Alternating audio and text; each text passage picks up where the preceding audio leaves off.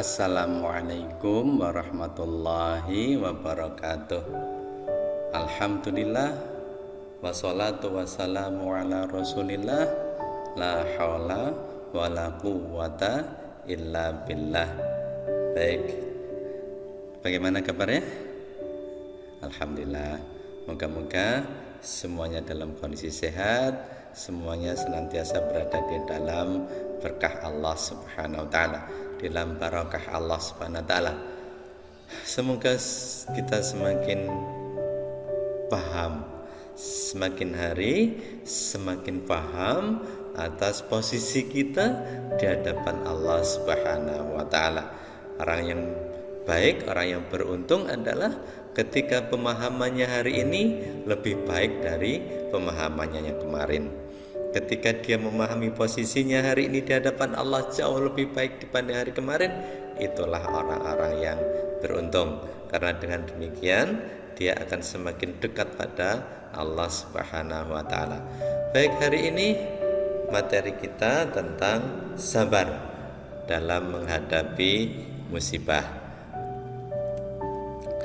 Kita seringkali mudah dalam mengucapkan kata sabar. Ketika kita menasihati orang, ketika ada teman kita, saudara kita yang tertimpa musibah, kemudian dia menangis, dia bersedih, kita mudah mengatakan sabar ya. Tapi sabar itu artinya apa sih? Sabar itu artinya menahan diri dari berkeluh kesah. Jadi ketika kita mengatakan sabar, artinya menahan diri dari berkeluh kesah. Apapun yang menimpa kita, kita tidak berkeluh kesah. Apapun yang menimpa kita, kita terbebas dari keluh kesah.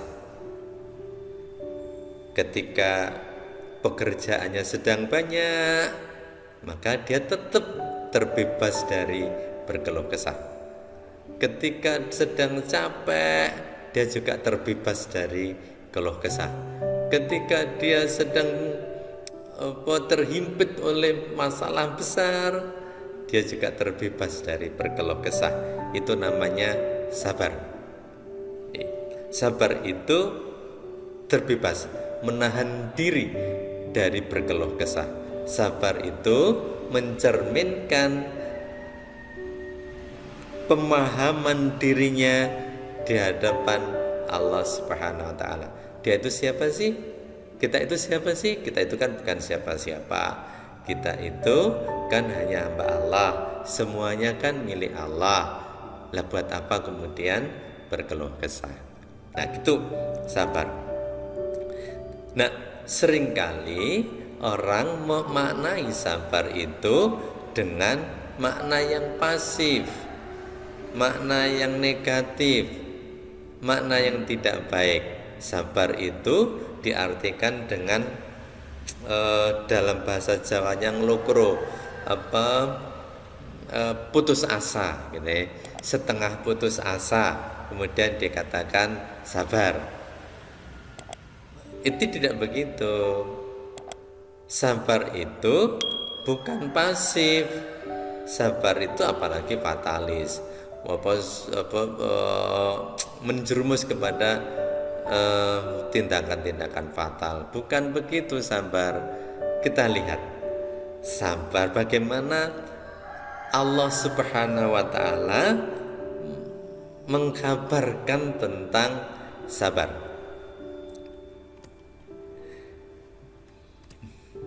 Pertama, kita lihat di surah Al-Baqarah ayat yang ke-249.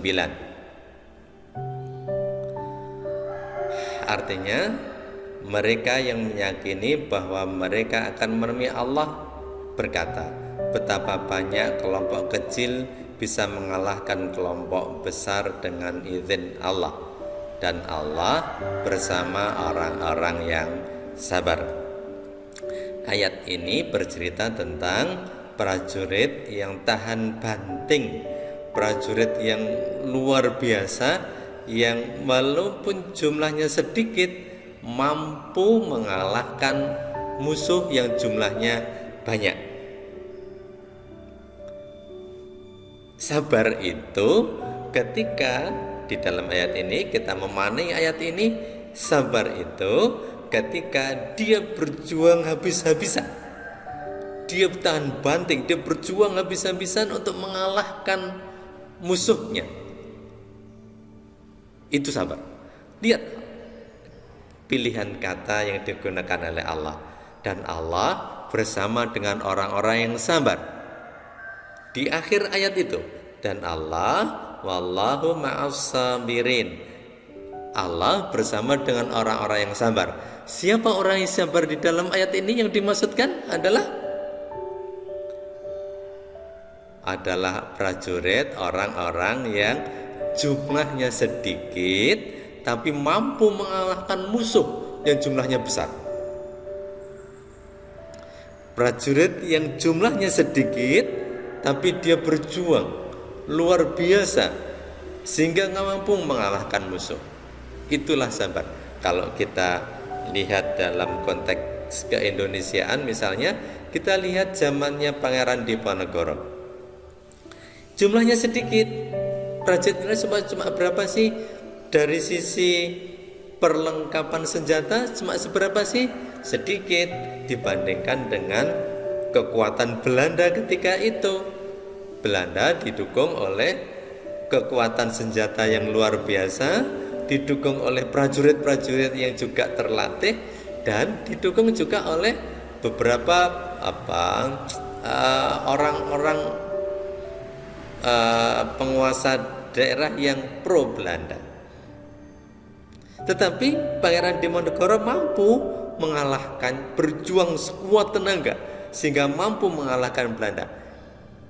Itu definisi sabar yang pertama. Sehingga sabar itu usaha yang keras. Kedua, Allah masih mengaitkan.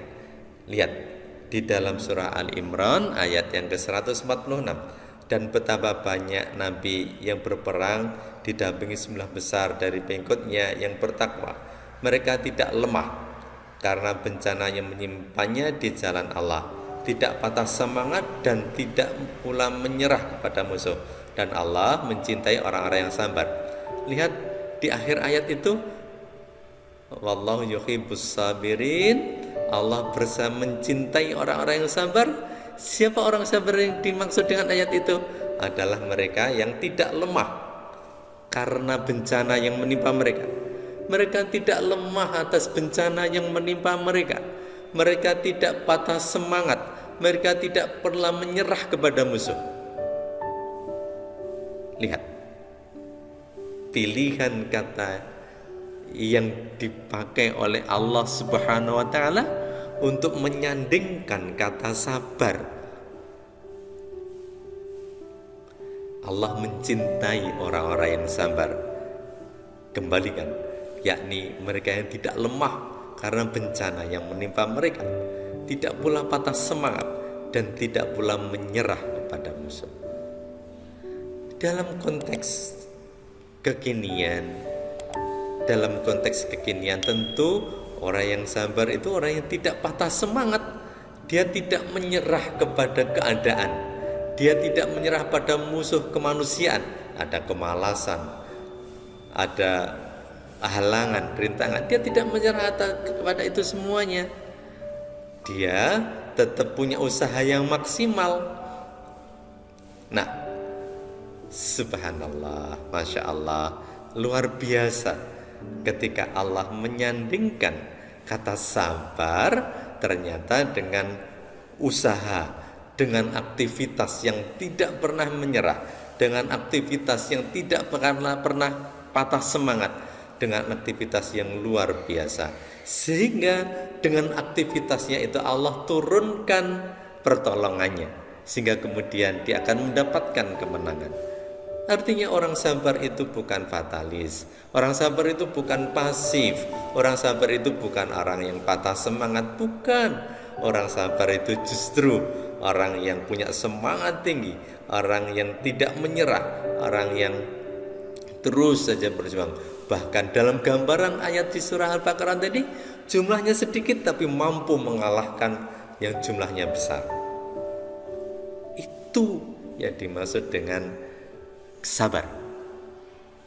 Ternyata itu rahasianya. Kenapa di dalam Al-Quran Allah Subhanahu wa ta'ala berfirman, A'udzubillahi minasyaitonirrajim, wasta'inu bis-sabri was-shalah, dan mintalah pertolongan dengan sabar dan sholat. Ayat ini kan sesungguhnya perpaduan yang manis antara ikhtiar dan doa. Sabar itu adalah ulet, sabar itu adalah semangat, sabar itu tidak menyerah, dan digandengkan dengan berdoa, sholat, doa. Maka kita memanai wasta'inu bis-sabri was-shalah, minta pertolonganlah kamu dengan sabar dan salat.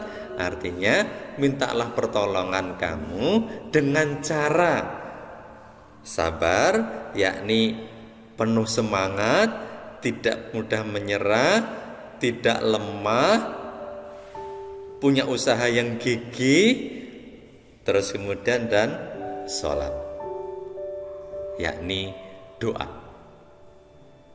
Luar biasa, subhanallah, masya Allah. Kita semakin bisa memahami ya sekarang betapa indahnya Islam mengajarkan kepada kita, betapa mulianya sekarang jalan yang sedang kita tempuh ini. Masya Allah, Allah alam sahab. Ini yang bisa saya sampaikan untuk sampai di titik ini, dan kita masih akan lanjutkan materi sabar yang kedua insya Allah. Semoga Allah tetap memberikan kekuatan kepada kita semuanya untuk meneruskan materi-materi pemahaman kita atas agama ini dan menyadarkan posisi diri kita di hadapan Allah Subhanahu wa taala. Allahu a'lam bishawab. Seluruh kebenaran datangnya dari Allah, dan Allah ada salah mohon maaf. Assalamualaikum warahmatullahi wabarakatuh.